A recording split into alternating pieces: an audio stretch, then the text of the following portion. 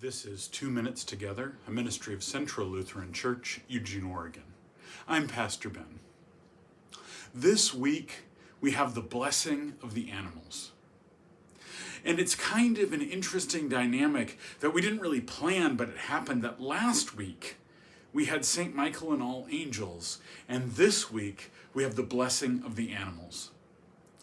And so there's something about that frames who humans are.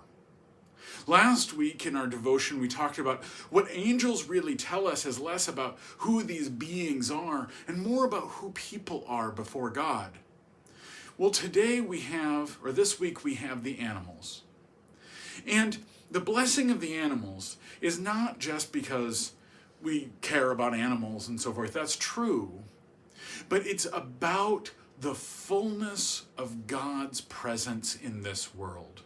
What in the Old Testament is called shalom, peace. But the peace that's presented is not just that there won't be conflict or that all people will be in harmony, but all things will be in harmony, including, yes, indeed, the animals, as we know from, say, Isaiah chapter 11, that the ox will feed with the lion and the lamb and the wolf, and that all of these things in the animal world will be at peace, and probably most surprisingly, humans will be at peace with animals.